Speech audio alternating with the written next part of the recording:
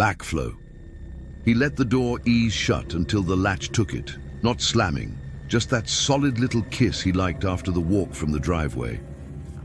The front light, the old brass lamp with a fat shade he'd found at a church sale, threw a warm cone over the console table with the basket for mail and the jar that collected hex nuts and coins. There was the faint parade ground thrum of the refrigerator in the kitchen holding its own, a second-hand unit he'd leveled with cedar shims after years of living with a tilt that made milk cartons creep. The living room held its dimness the way a throat holds the last of a swallow. The house always did this at the end of his shift, that way of meeting him in place without a thing to prove. He thumbed the lock on the deadbolt twice, habit more than worry, and hung his keys on the screw he'd driven into the trim at shoulder level. He set his lunch pail on the floor by the wall, the metal making that honest little clink. Work carried a sound home with him. The shop-s long machines would keep talking in his bones until the shower rattled some of it loose. That was next. Wash the smell off. Coolant and warmed metal. Even if this time of year the water dried his hands to paper. He turned the hall light on. It had an odd pitch in its ballast when it first woke, a one-note whistle before the glass warmed and settled the tone down where you could ignore it. He'd meant to swap it for LED, but the spiral bulb kept hanging on. He pushed the bathroom door with a fingertip. Light fell into the tile and bounced back, soft and yellow off the glazed walls he'd scrubbed at Thanksgiving until the grout ran the same shade all the way around. He kept a clean place. Even after Mara left, he kept to the little rubs and wipes that made a room feel tended. The mirror got Windexed on Sundays, whether it needed it or not. That kind of discipline steadied him. He leaned toward the sink to start the hot water. His hand stopped a few inches from the faucet without knowing why. The tub was full halfway up with something red and thick. The kind of red you get if you hold a flashlight against your palm and stare at the glow until your eyes ache. It had weight to it. It caught the light and didn't give all of it back. There weren't bubbles, there weren't strands. He noticed that first, like he was supposed to. He noticed the faucets were off. He noticed the stopper in the drain levered closed, where it always stayed because the tub leaked if he trusted the old linkage to hold things. He noticed the window above the toilet was shut, the sash cord snug, the latch set. He looked behind him, not scared, more the way you do when you drop a wrench and expect to hear it hit the floor and it doesn't tee. The hall was empty. The house was as it had always been. He took 2 steps back out to the front door, put his hand on the deadbolt, felt it full to the throw. He went room to room in a calm way, touching windows, running the pads of his fingers along latches and catches, seeing what he already knew. The office, okay. The small second bedroom where the boxes lived, okay. The kitchen slider, bar in place. Each place he stood, he could hear the refrigerator's slow, confident hum and the tiny ticking of the heat coming up through the baseboard. The house breathed in a steady, shallow way, like someone napping lightly and not interested in being disturbed. A sound came from the bathroom. It was not much. A little blup, like you get in a bottle when you tilt it upright after pouring. He went back there. The level in the tub had risen, not enough for a carpenter's pencil mark, but enough that a person who had been staring at it too hard would be sure. He wasn't staring at it too hard, he just knew what he was looking at. A smell coached the idea into shape. Copper, warm coin on the tongue, that low part of taste that is more nose than mouth.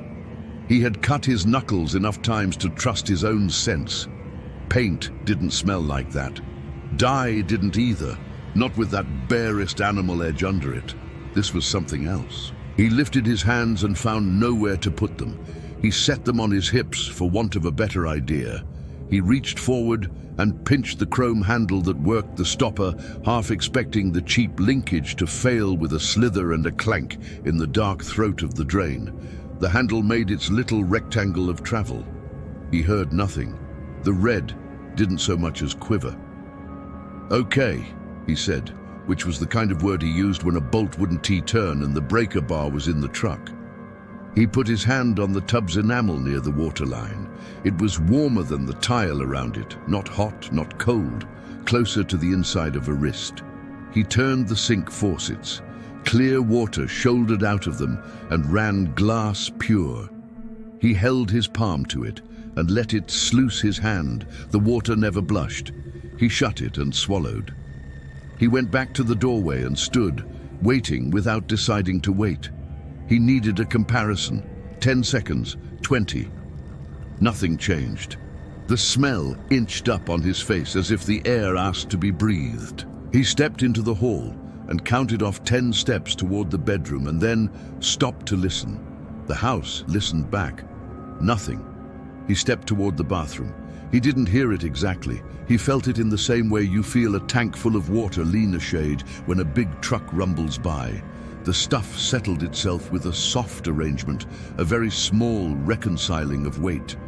When he looked again, the line looked higher. He put a finger against the tile at the level the surface made and held it there. He left his mark in faint moisture and stepped back.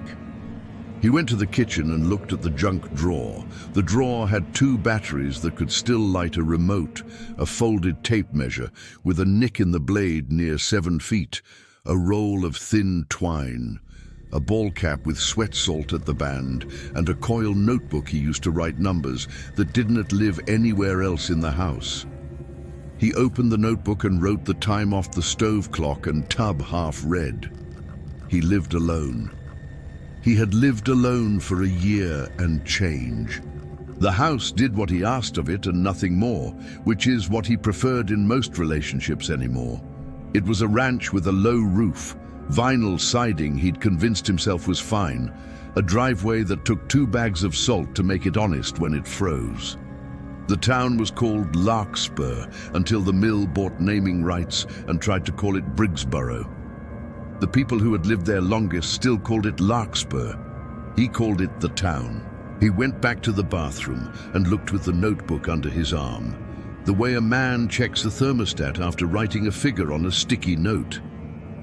The line at his finger smudge was lower than the present line by the width of his thumbnail. He thought of calling someone.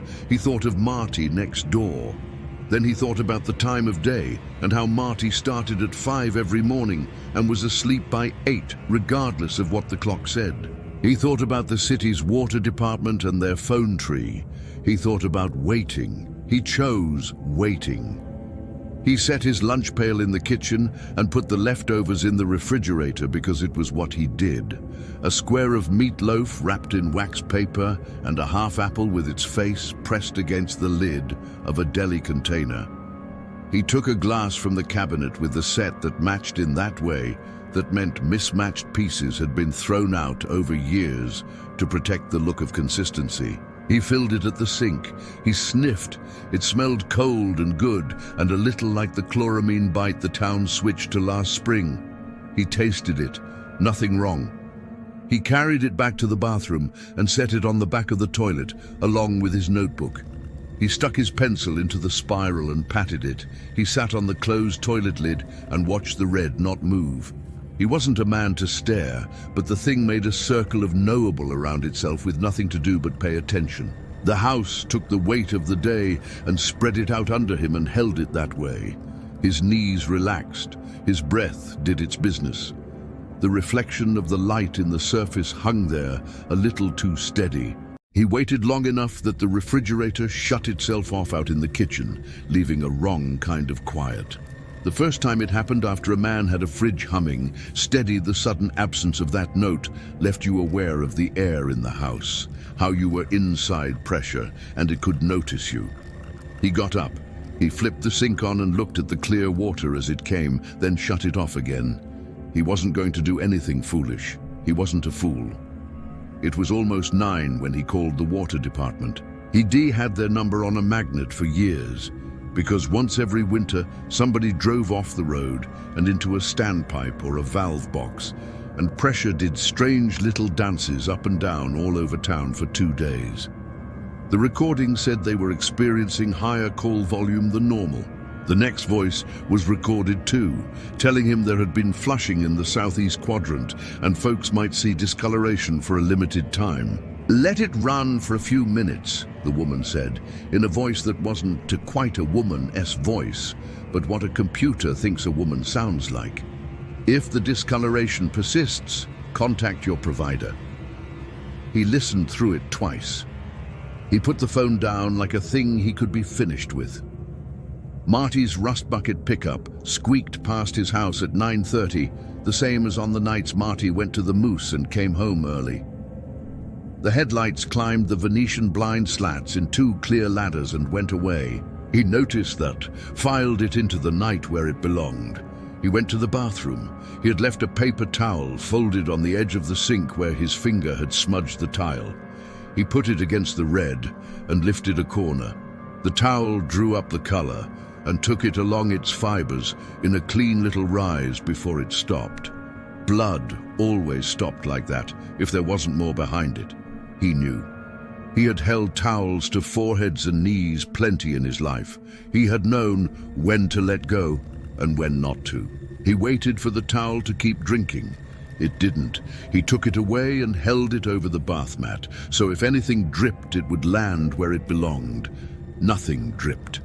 He put both hands on the door jamb and stood with his head half in the room and half in the hall, breathing that metal smell in and out enough times to be sure it did what smell does to a person, a little more than taste and a little less than memory.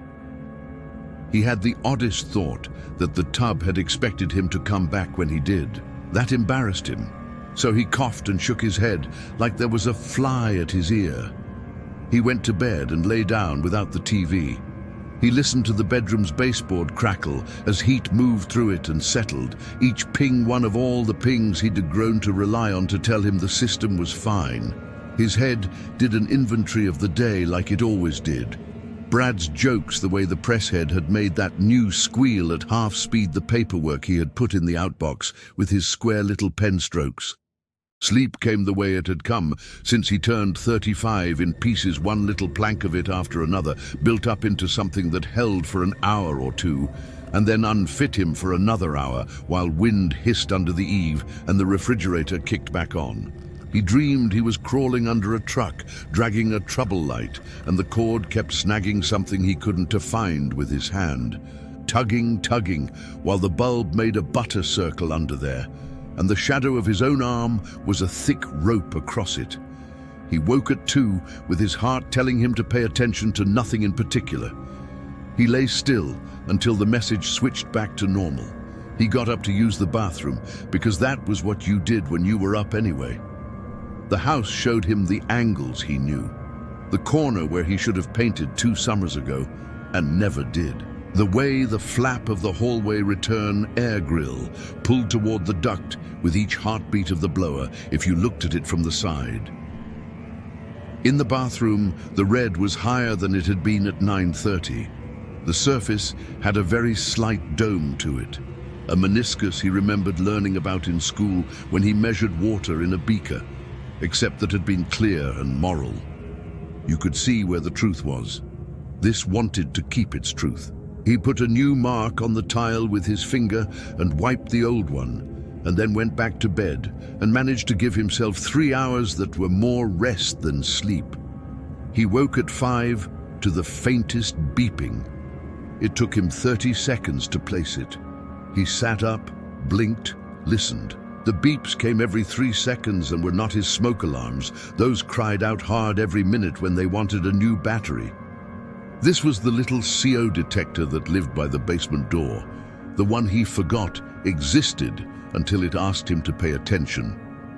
He got up and stood over it and saw the red light blink, and he pressed the button that said, "Test," and the thing screamed and then went quiet, and the red light blinked like it had never blinked before. He pried the face off and looked at the battery, a square 9-volt with a brand on it he trusted, because radios had used the same kind when he was a boy. He replaced it with one from the drawer and made sure the plug went back into the jack on the little board. He was meticulous about little tasks. The detector went back to blinking green like it ought to. That was that. He went to the bathroom because each act led to the next. The red nodded where his fingers had marked last.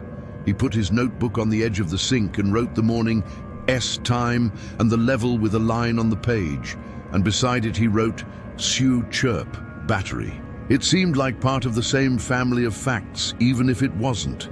He brewed coffee. The machine made the same thin sound of air through a straw that it always made, and then that rich little whoosh. He poured a mug and waited for it to drinkable. He tried it. It tasted like coffee. If there was metal in it, he had to talk himself into it, which he figured meant no. He wrapped his hands around the mug until he felt steadier. During the drive to the shop, the traffic light at the bottom of Grant did its morning thing, where green ran long for the lane into the school and let his lane sit.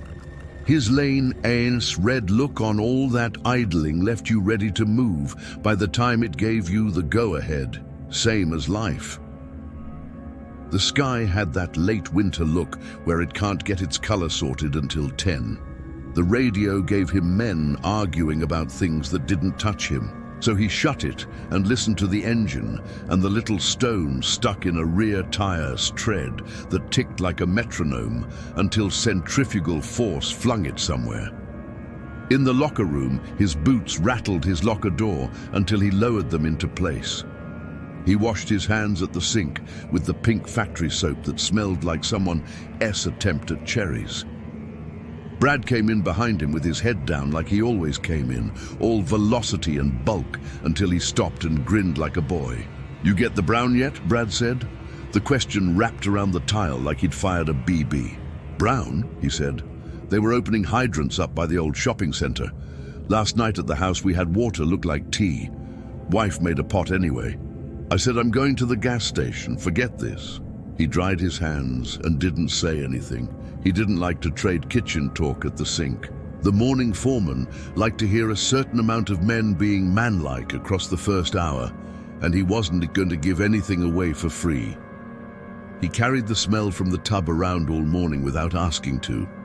There was coolant, and there was hot steel, and there was the compressor down the wall near the cutting bay that coughed and clicked before it ran hard enough to make the skin on his forearm shiver. But underneath all that, there was a penny on his tongue, the old flattened kind you used to find by a rail. At 9, the plant manager's voice came over the page, telling people to limit non-essential water use until after noon.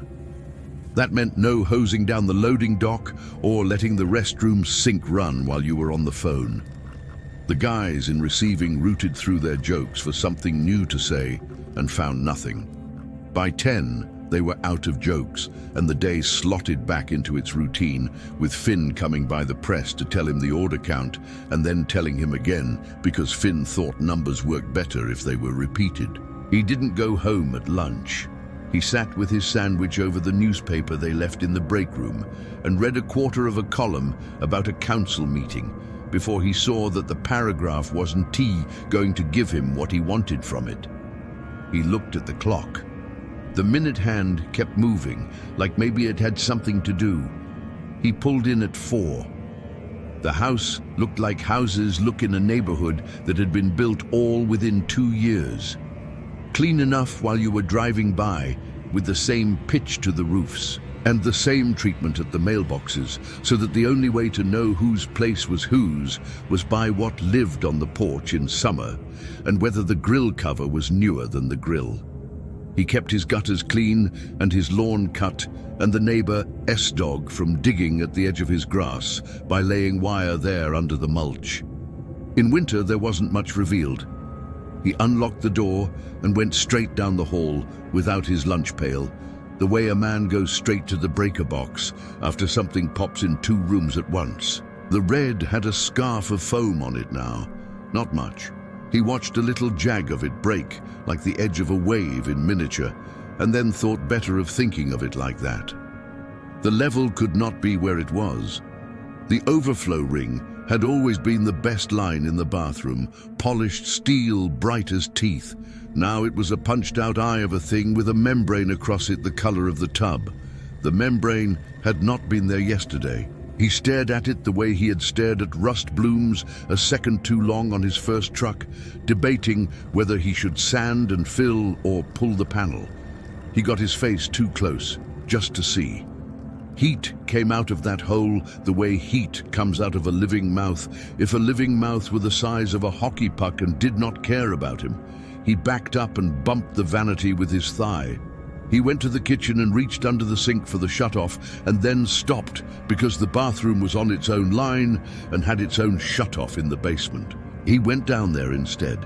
The basement didn't smell like red. It smelled the way old basements smell in that stretch of town. Old carpet, plastic tubs, the damp reserve in poured concrete after a week of weather been mostly dry. He reached the main and put his hand on it the way you touch a sleeping dog on its shoulder blade if you're not sure if it wants to be moved. He quartered the valve shut and then back open because old things like to be reminded they still moved. He smiled at himself without meaning a smile. He traced lines with his eyes that he had soldered and paid for and cussed along over years. They ran right where they ought to run. He put his hand against a 3-4-inch copper pipe that disappeared up through plywood into the wall beneath the bathroom. It was warm, not hot. Warm in a way pipes weren't supposed to be unless water was moving in them, and nothing should have been moving. He kneaded his hand into the plaster on the underface of the tub and felt not vibration exactly, but a lazy shift in pressure, as if somewhere a bladder swelled and gave a fraction of an inch against what held it.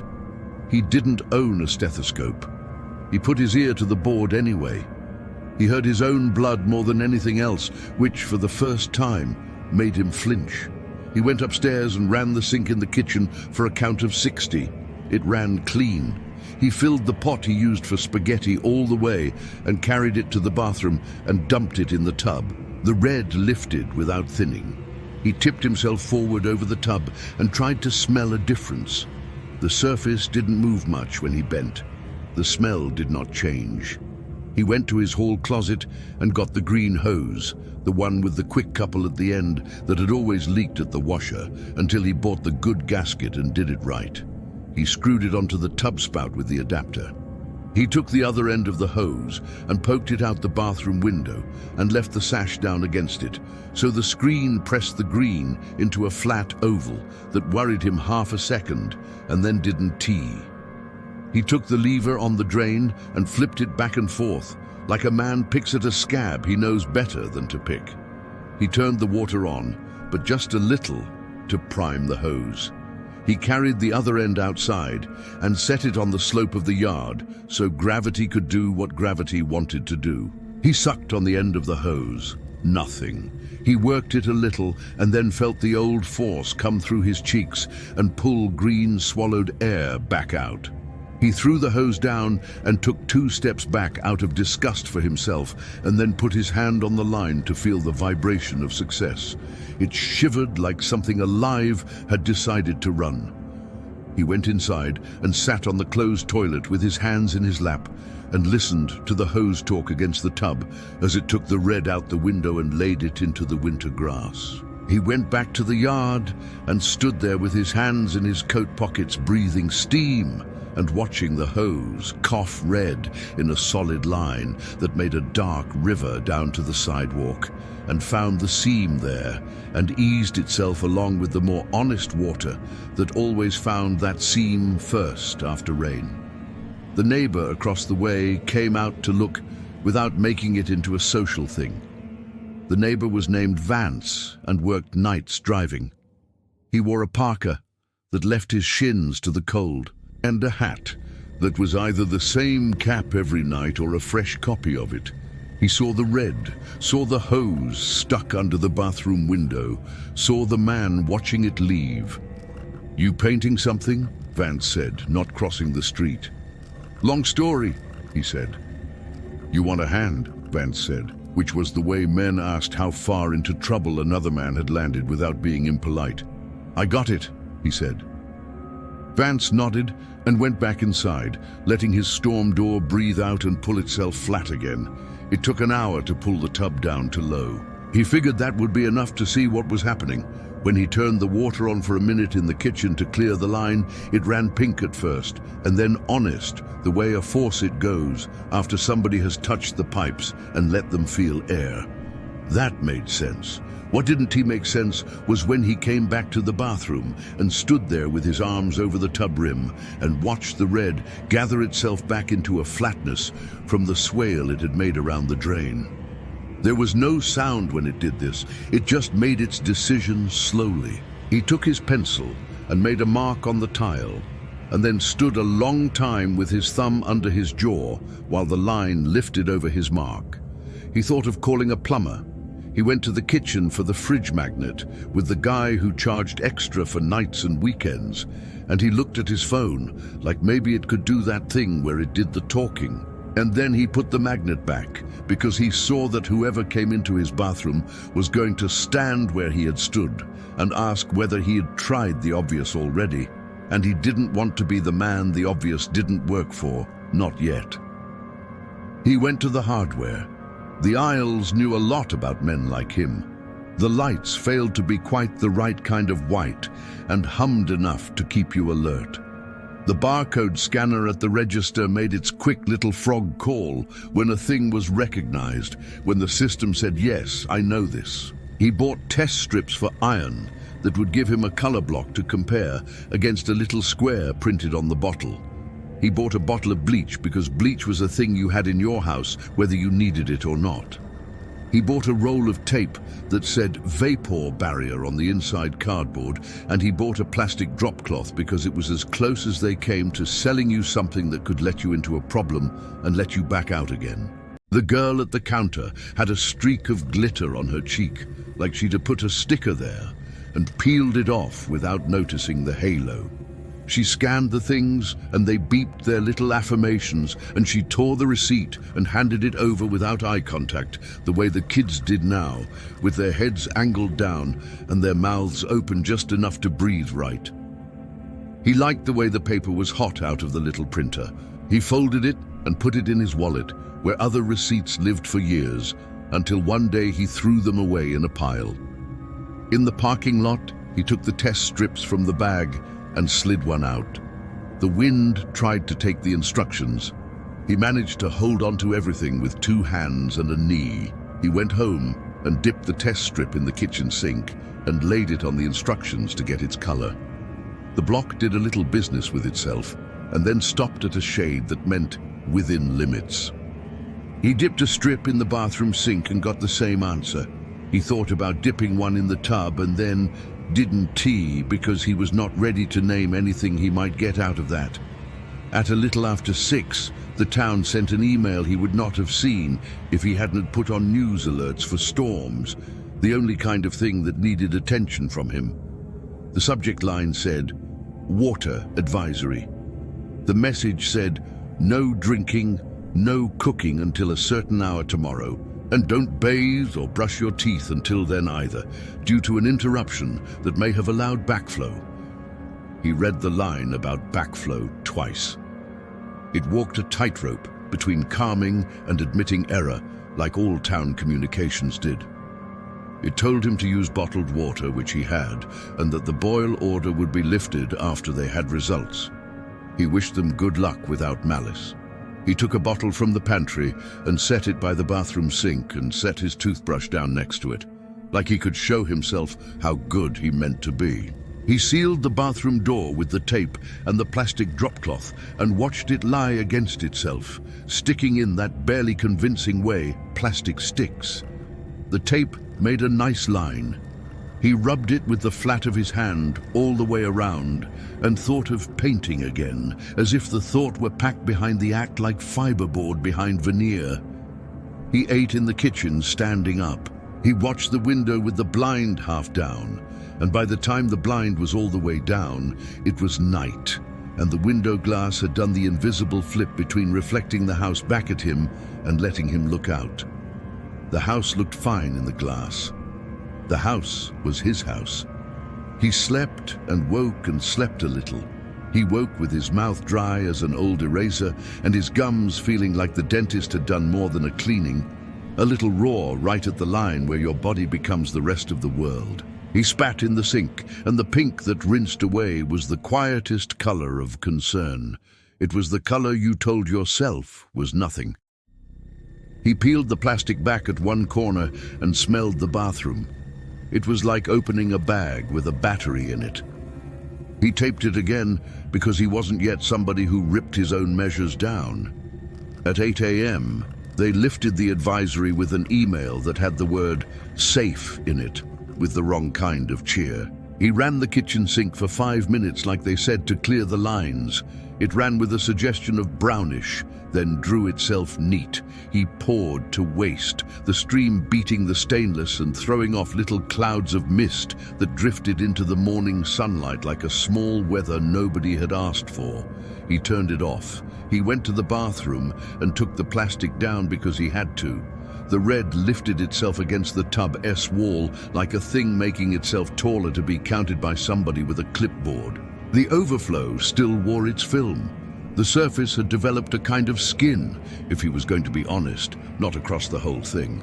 A ridge of it along the wall, and then 100 little clots scattered like dollops of gravy left too long. He did not like thinking about gravy, so he thought about something else. He took the lid off the toilet tank. The water was clear in there as it should be. He pushed the flapper down with his finger to hear the rush, and then let it up, and afterward the water swarmed quiet, in a way it often did when you let parts meet themselves again. His head felt light. He made toast, and ate it dry, and put the crusts in the small trash instead of the big bin with the kitchen waste bag, because a tiny voice told him to keep the kitchen waste bag simple right now.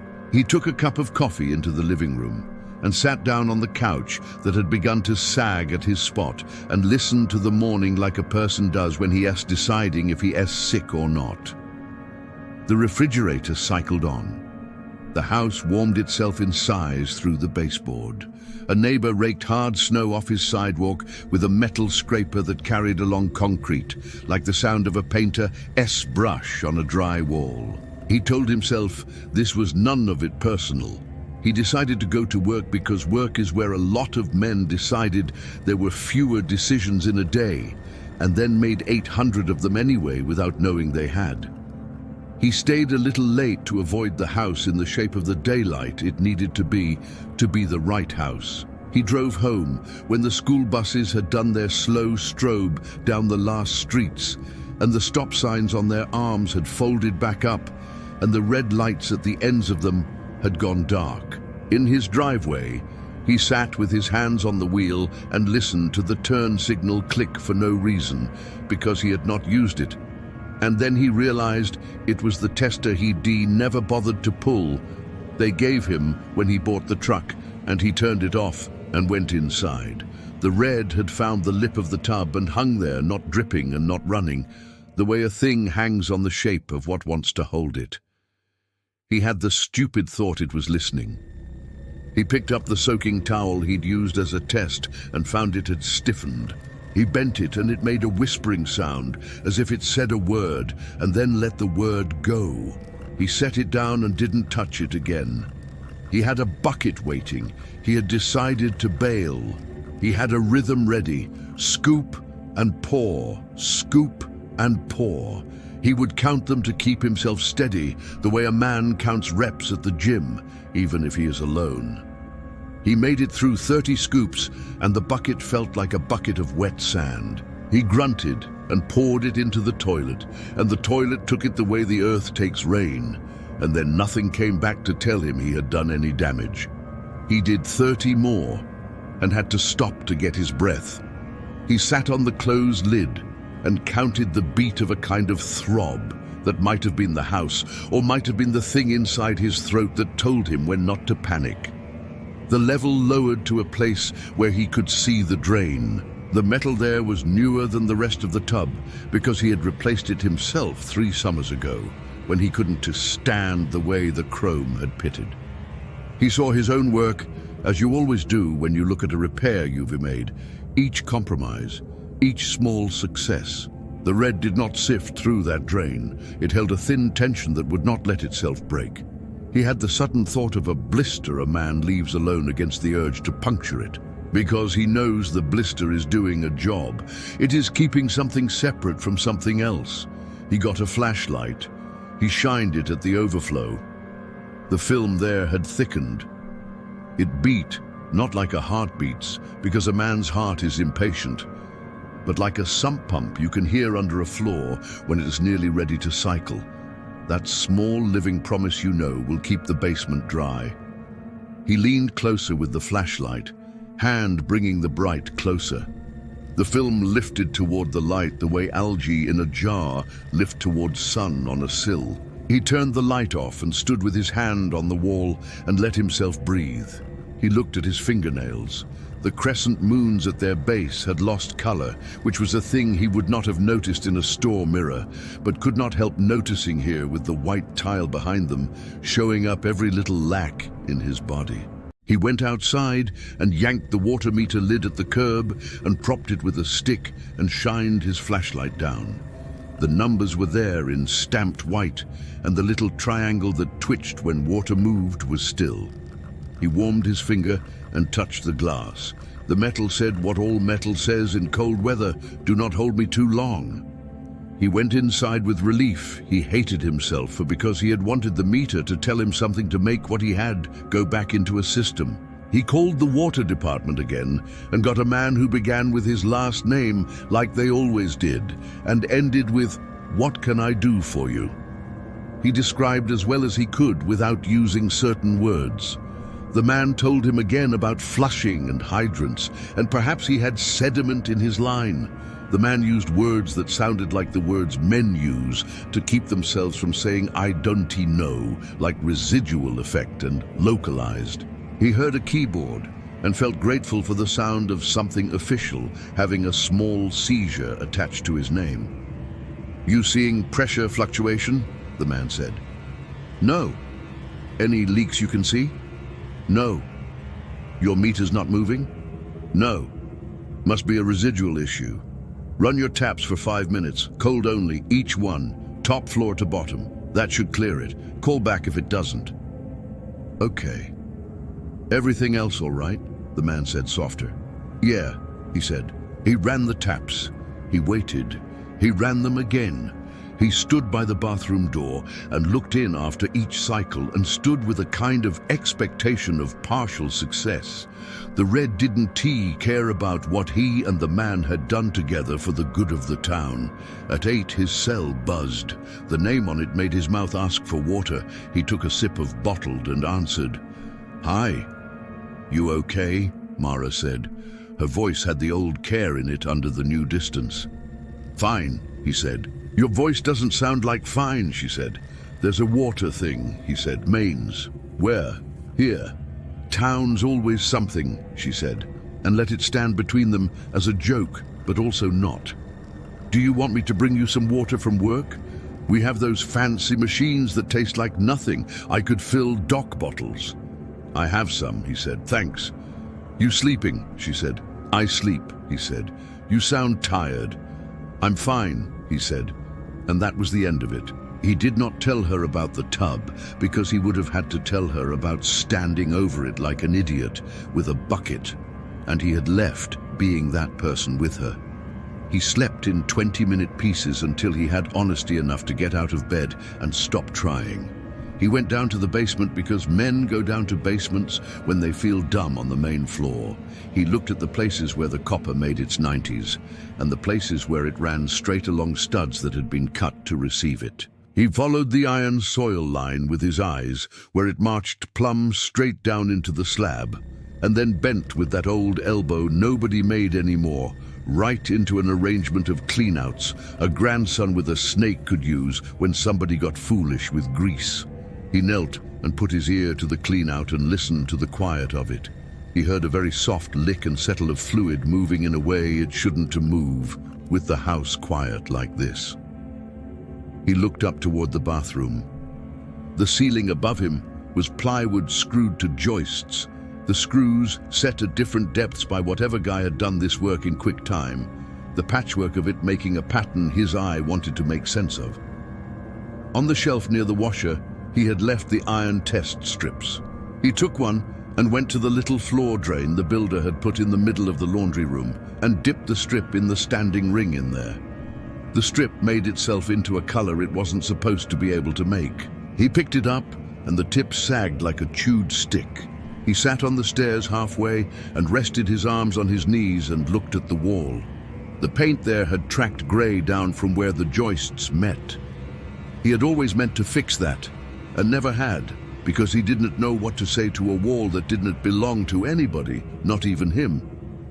He went outside and walked around the house and felt foolish for checking downspouts as if red would come out of those like it came out of other things. At the rear corner, the downspout had left a faint streak on the aluminum the color of old pennies. He put his finger to it and rubbed. It stained his finger. He held it up and didn't quite know what to do with it. At lunchtime, he drove to the store for no reason that counted as a reason. He bought paper towels and milk. He stood in the dairy aisle, a small, frozen forever too long, while the choice expanded until it had nothing to do with him. He picked the one he always picked and watched only his own hand doing it. At the register, the scanner beeped. The screen said $4.29. He put a 10 on the counter with a person S face who had been dead longer than anybody who would ever know him would be alive.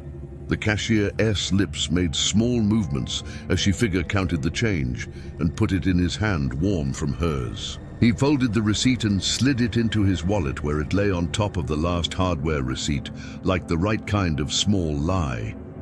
He went home. He put the milk where it went.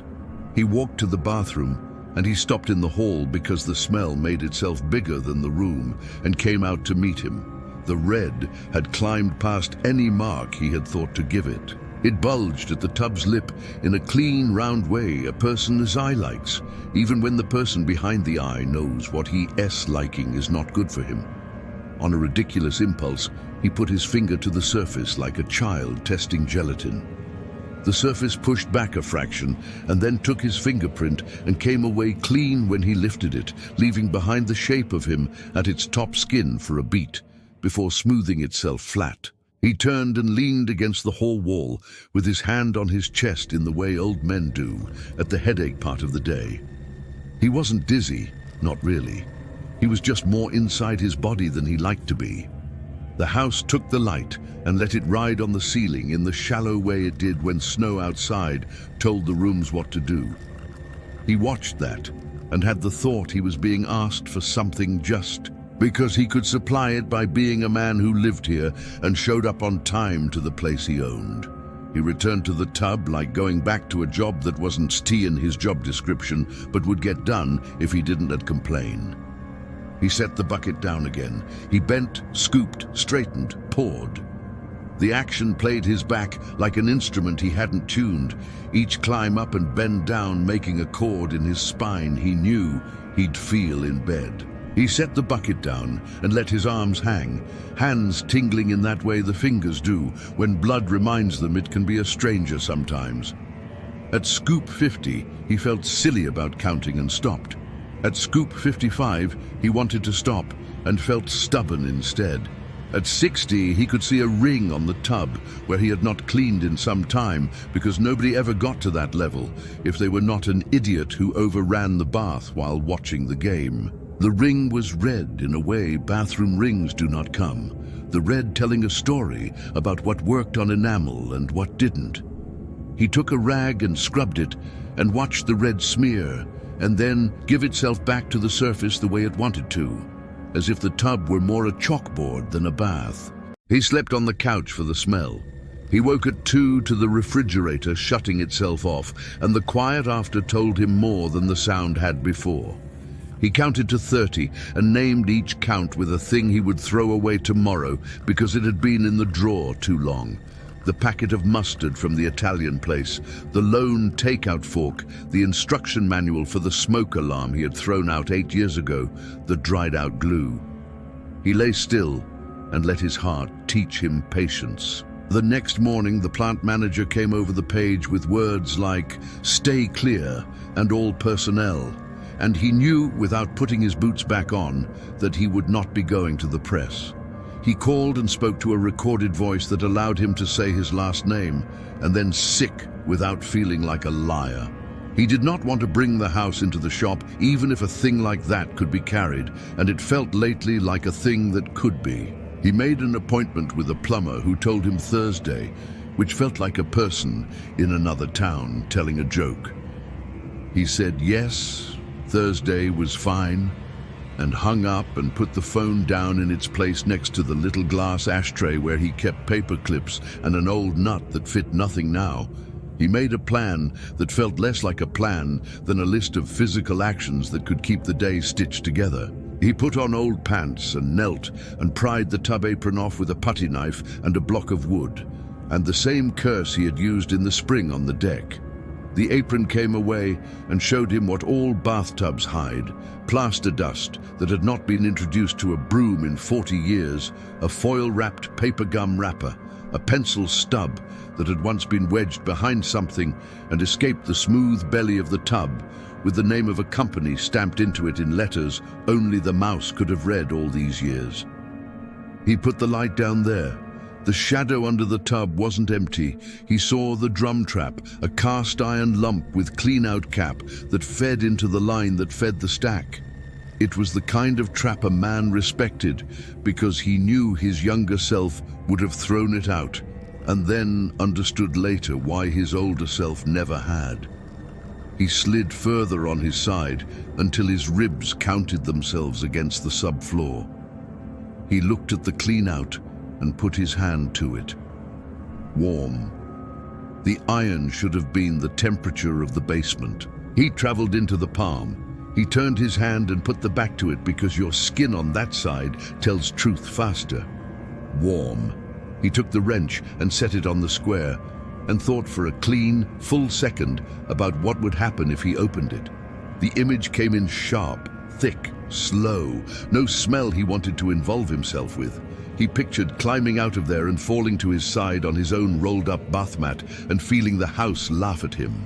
He took the wrench off and laid it on the towel he had put down so the tub edge would not paint a red line into his shirt. He slid the putty knife under the membrane at the overflow. He expected the knife to catch and pull, to make a lip you could slow peel. The knife went in a 1/4 inch and met a resistance that did not behave like membrane and did not behave like tile and behaved in a way that made his arm shake and put the knife down and touch the thing with his finger without meaning to.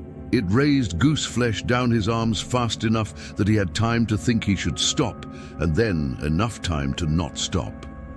"Christ," he said, and there was nobody to listen. He taped plastic over the entire opening of the bathtub, not a tidy square, but big enough to go wall to wall and floor to ceiling. It looked like he was painting the air. He taped to the tile like a person who has taped tile before. He stood there feeling silly and looked at the plastic bulge out the faintest bit toward him, and then ebb back the same amount a 2 count there and not there, as if something on the other side of it was breathing now that he had interrupted it. He went outside and sat on the stoop. The wind lifted a bit of grit off the driveway and laid it back down a foot away, as if to say a thing would go only so far. He watched the maple on the neighbor ES lawn handle the same wind in a way only a tree knows how to handle it, bending and figuring and not being dramatic about any of it. He wished for a minute he had let Mara keep the house. The wish left him with a clean feeling that felt like water through cloth. It took some of him with it. When he went inside, the refrigerator had stopped humming again. He stood listening to the emptiness of that silence and went to the kitchen and opened the freezer and closed it. Because a man checks that his machine still moves cold around like he paid it to. It did. He made a note in the notebook.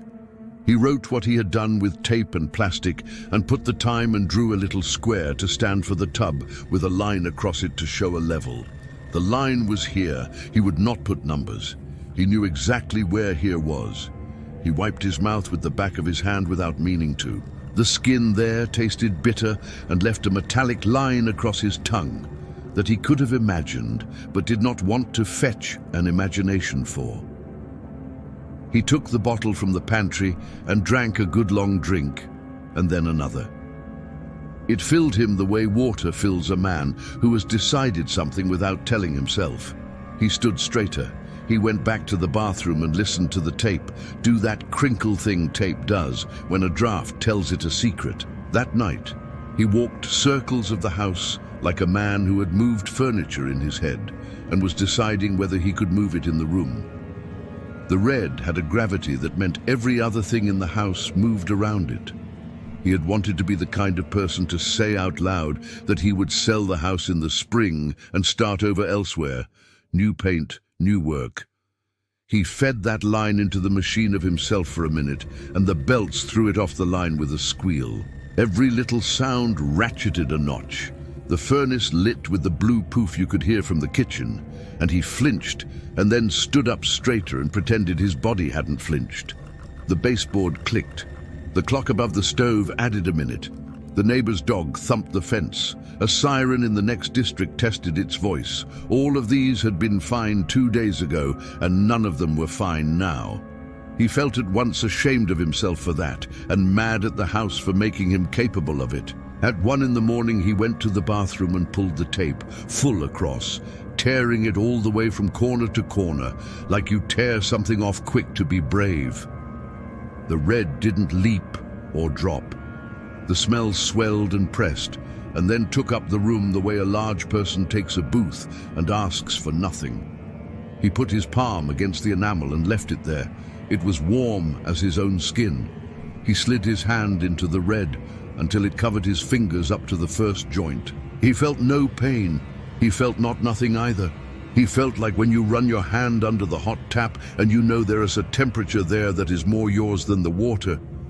It's as if your hand wanted to be exactly that heat for 3 beats. His fingers came away clean, no film, no liquid to speak of. He held his hand up against the bathroom light and turned it. He had to look under his nails to see anything red left, and there was something fine as dust there. And he scraped it with his thumb and flicked it into the sink like an old habit from a job he had never done. He slept with the bathroom door open. He wasn't sure why. The house liked him better when doors were open. He had learned that early without deciding it, the way you learn to leave a light on in a stairwell in a place you once tripped. When he woke the next morning, he was a little colder than usual, and the light had the pale quality of snow. He pulled the blind and saw the town plows had pushed a ridge up at the end of his driveway that would take a little something to move, but not enough to worry. He put the coffee on and stood at the window with his hand on the counter for that first minute where a day feels like a decision being decided by someone else. He turned the coffee off again because he did not want to taste what he would taste. He took the bottle from the pantry and drank. The plastic crackled against his hand and then softened. He went to the bathroom and found the red had made itself an edge along the tub again. The portion of him that had measured things all his life and looked for trend lines found one. He had dropped the level at least 6 inches last night. The tub had rewarded him by making half that difference back. There was math in that, if a man wanted math. He did not want math. He wiped a place on the tile with a clean towel and left it white, and then put his forearm against the tile and held it there. The tile took his heat, and then was heat, and his arm came away cool. He looked at the pores of his own skin, the way the hair lay. He had never liked or disliked his arms. He wondered what they were doing for him, now that he needed them to do a certain thing and not others. He went to the furnace and looked at its face and read the little code on the board through the tiny window, which said everything was fine, and that angered him for a second. How dumb. Then he smiled at himself because he liked a machine to say it was fine, even if he didn't like him. The phone buzzed. Another message from town. This one about a partial road closure 2 streets over where they were cutting into a main. Please avoid the area. He did not need the area. He browned in and out of sleep on the couch through the afternoon and dreamed a small dream that did not deserve the attention he gave it. A truck stood on a hill with its hood up and the coolant overflow cap lifted by a hand that was not his, and a red fog lifted from the engine, and his body loved the red fog and leaned forward through it the way a dog leans toward roast meat. He woke with his hands in fists against the cushion, like he meant to climb into something with them, and he uncurled them and looked at the half-moons his own nails had left pale at first and then slowly pink again. He thought about going to a motel. He put the idea into his mind and let it walk around. The water there would be water. The sheets would be sheets he did not own. The tub would be a tub that had held other people's nights. The thought didn't help. He set it aside and it kept trying to come back, and he set it aside again. At 5, he pulled on his coat. He got in the truck. The battery turned as if it had used part of itself for something else overnight, and the engine dismissed that and lit. He drove down to the old motel by the highway that had lost half its roof shingles in that storm last spring and still had not found them. He pulled into the lot and turned the truck off and sat in the cab a long minute listening. The highway made its low voice. The neon of the motel sign flapped its noise high and thin. He got out and went in. The carpet at the desk had that smell all old carpet has, like the summer of a place that never quite aired out. The woman at the desk looked at him like a person looks at a dog with something caught in its fur. He asked for a room, like a man who sleeps on the road sometimes, but not often enough to know how to ask. She gave him a key card and a receipt and said nothing at all else. The room was no better and no worse than he had expected. The bed made him think of chain hotels without making him forgive it for not being one. The bathroom had more tile than his house and fewer ways for him to be disappointed in it. He filled the tub. Water came from the tap clear. He touched it, and it was cold. He watched the tub fill at a rate that made sense. He put his hand in, and his hand was a hand in water. He thought of lying down in there all the way, because a part of him had wanted that, since the first sight of red to be inside of the opposite, like a man commits to a joke that isn't funny, and makes it funny anyway with the force of his belief. He shut the tap. He sat on the toilet with his head bent forward. He put his hands on his knees. He stayed like that a long minute. He got up and pulled the plug and watched the water make its tight, angry circle and then go away like all the water in the world always had. On the countertop, the little coffee maker sat in its tray with packets. He went to touch it and stopped. He grabbed the bag he had brought with him and took out his toothbrush and then put it back and then took it out again, and then set it beside the sink and stood looking at it until he felt like a fool for whoever might see him if they could see him. He went home. He understood then that leaving changed nothing. The red had made a space he carried with him. In the truck, in the lobby, in the motel's tub that had been like a bowl for nothing in particular, the red was there in the fact that it was not there. The house let him in with the same little click it always made. He set his keys down and did not bother with his lunch pail, which was empty anyway. He went to the bathroom. The red had topped the tub and made a beard down the outer face in a stripe the width of a bandage. In one place it had dribbled into the grout and stained it a slight darker grey. He leaned in and would not touch it. He had the thought then, in the clean way you get a thought after you've tried every easy job you can think of, that the tub wanted one thing. It wanted him, not in a story way, not in a movie way, in a way that felt like something the house had chosen because it had learned that this thing would fill the place that was empty without him. He straightened. He put his hands on the edge of the tub and thought it was going to try to pull him over, and it did not. The tub did nothing. The red did nothing. He changed what he did. He took his shirt off and folded it on the lid of the toilet and made a neat rectangle of it, because that stuff mattered when you were getting involved with a thing that made a mess. He took his watch off and laid it on the towel he had folded for that. He put his left foot in the tub to the ankle. The heat surprised him. It was his own temperature. He put his right foot in. He stood there up to the bony part of his ankles in what he couldn't call water. He looked down and saw his feet, like he always had. He looked up at the mirror and saw himself like he always had. If he squinted, he could see a color to his skin he did not like. He did not squint. He set his hands on the rim of the tub and lowered himself until he was sitting. The stuff took his legs to the knee and then above. He felt a slow press along the fronts of his shins, like when you lower yourself into sand at a beach and the sand holds you without a net. He set his back against the cold bath curve and curled his legs until the red met his thighs. He was up to his waist. He breathed. He expected something theatrical and was relieved when nothing like that happened. He expected pain, and there was not any. There was a sensation that made him think of turning on the engine of a car and coming back 5 minutes later and hearing the idle change because the oil had moved and things were finding their places. He reached down into it with one hand. He ran his fingers over his leg. The hair lay against his skin. There was nothing slick. His hand came away, his hand. He sat there 10 minutes by the little clock on his phone he had set on the closed toilet tank. He looked at the second hand on the clock over the sink. He watched it bite its tiny bites. He wanted to keep watching anything that told time in little measures. He stood. He stepped out of the tub. He took the towel and patted his skin and saw only the faintest pink on the terry loops. He wrapped himself and stood and waited to feel weak. He did not. He felt something else.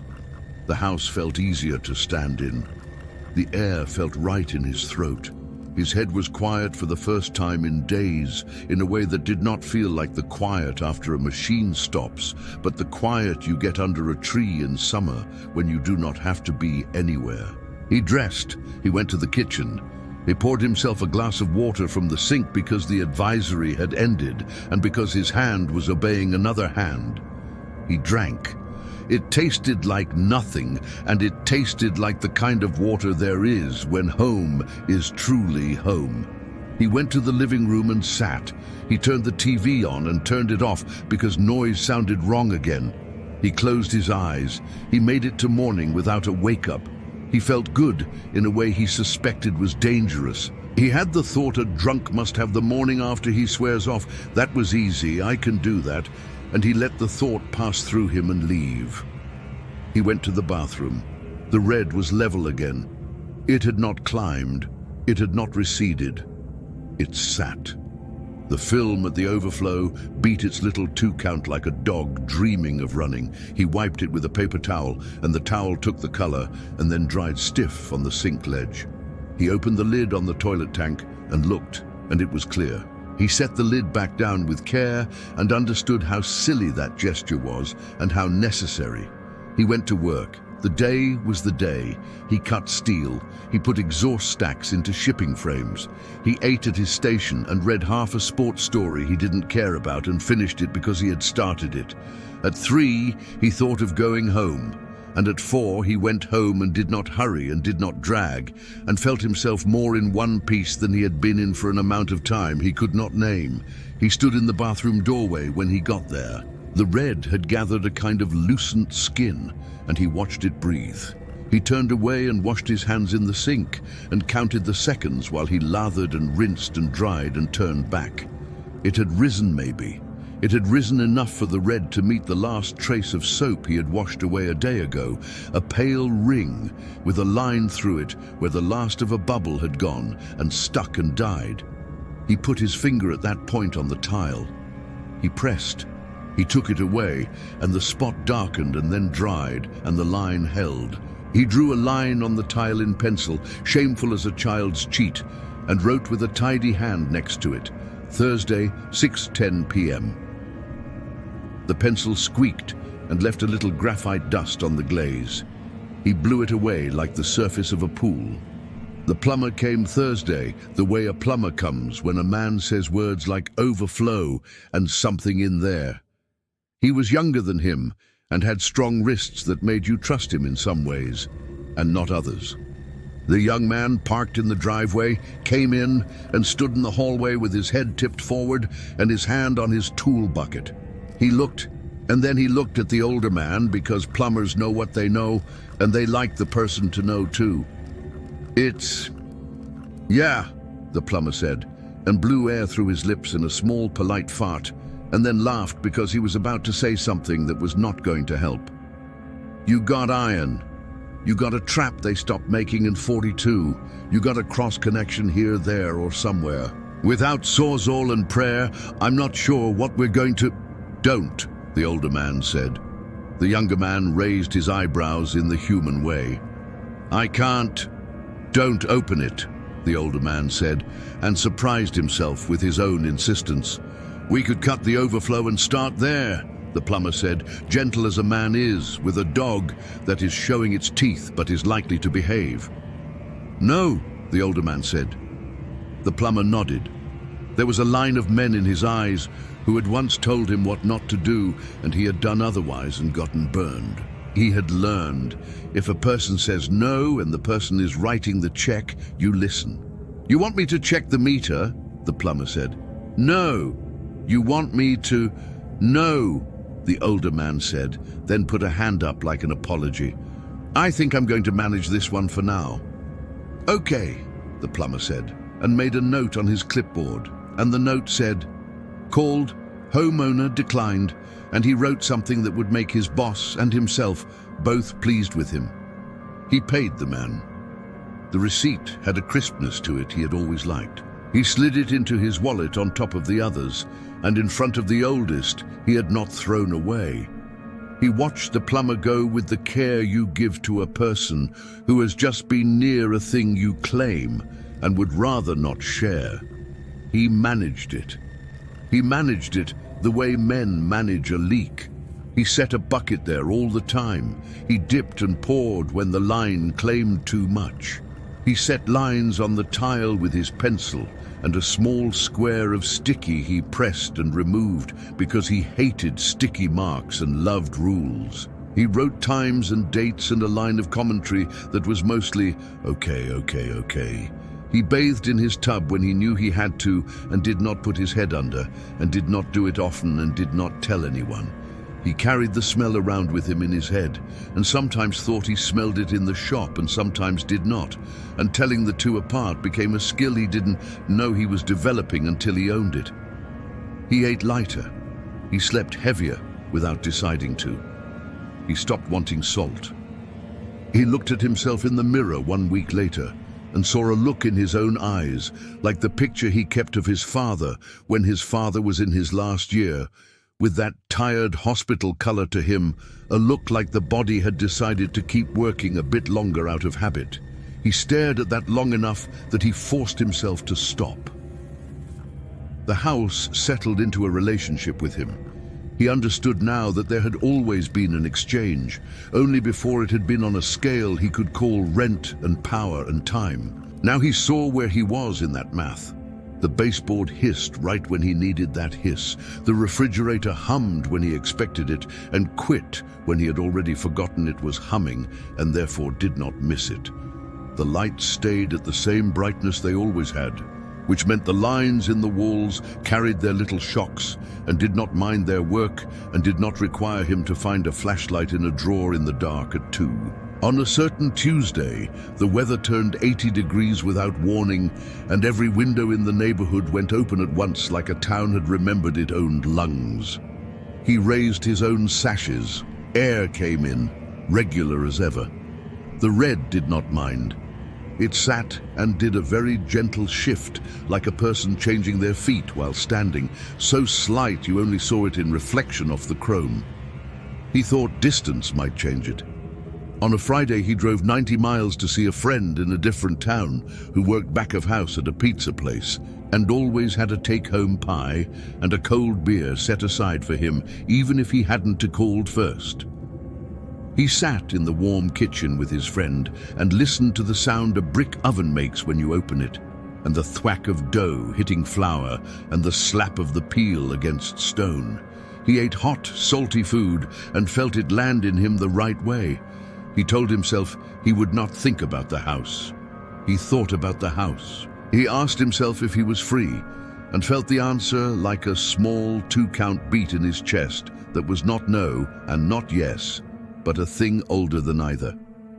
He slept on his friend S couch after washing his mouth with the friend S water that the friend said came from a spring because they paid extra for it at the apartments. He slept full and still and woke with a taste in his mouth that was his and not his. He drove back early the next morning with the sun hitting the windshield and making a long light of the hood, and put the truck in his driveway and sat there and did nothing for a minute.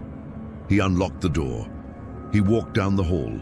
The red sat where it had been sitting, a little higher, or maybe that was him looking for it to be a little higher. He set a line.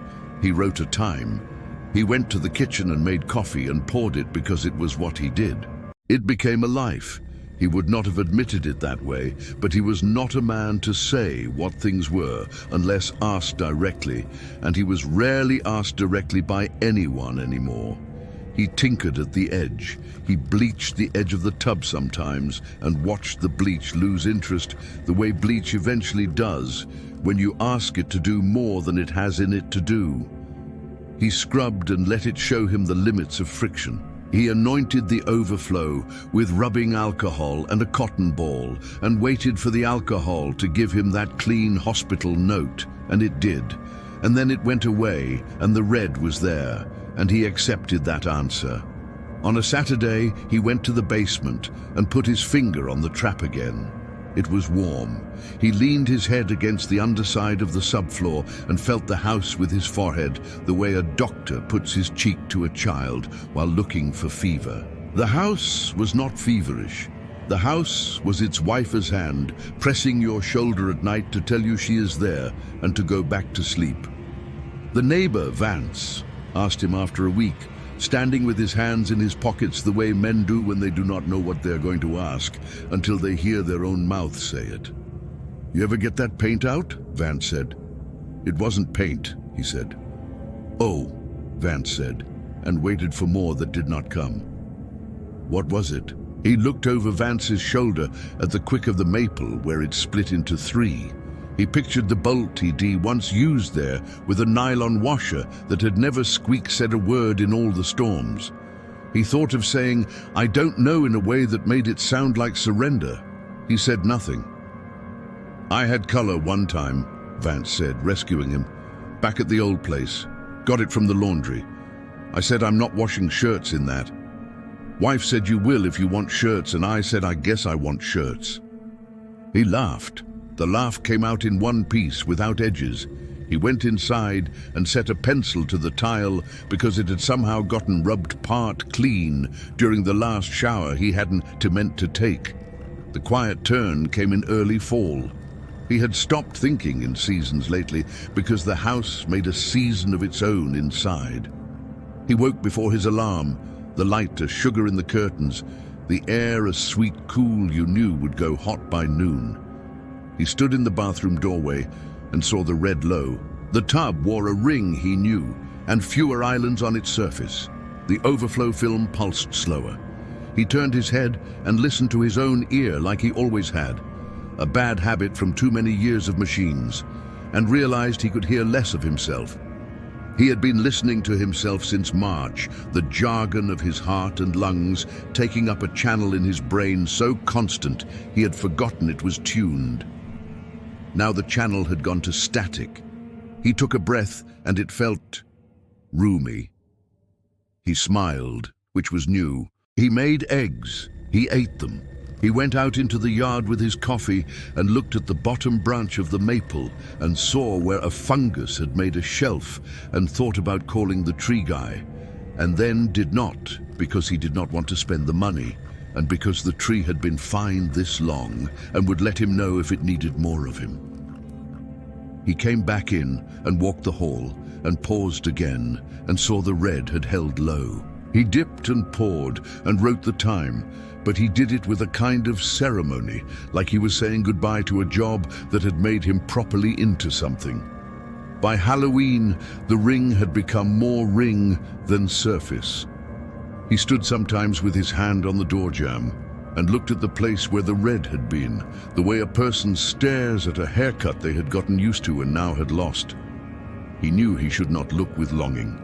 He tried not to. He did okay. In November, on a day the town moved the clocks around and left everyone bumping into the edge of their own hours, he came home to find the bathroom mirror had fogged from nothing.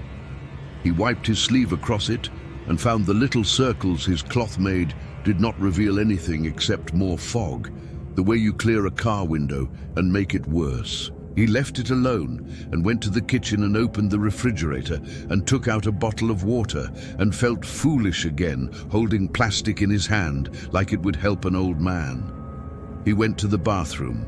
The red had risen just at the overflow, maybe. He could not be sure. The film beat once and stopped, not to never but to later. He put his hand to the enamel. Warm, a living, pleasant warmth, like the stomach of a big dog that trusts you. He did not put his hand into the red. He was finished with that. He had learned what he needed to learn and would not call it learned in words. He stood by the tub and opened the little notebook he kept now full-time on the vanity and wrote in a tidy way today, S-date, and beside it he wrote only, here, winter again, snow. The refrigerator hum, lights, the baseboard click.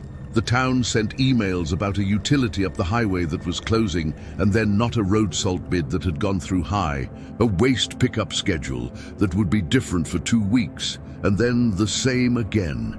He read them all and made his own schedule and set his barrel out at right times and took his barrel in and kept it neat.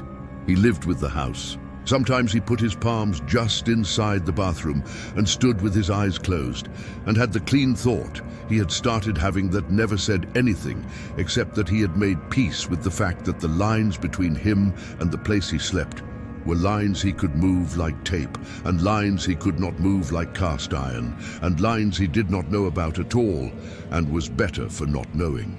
In March, the young plumber drove by slow and waved. He had his hood up and was humming something with his lips and tried to look into the side of the house as if he could see the bathroom with his face. The older man lifted a hand in a wave smooth as the plane of the tub. The young man kept going. By April, the ring had paled.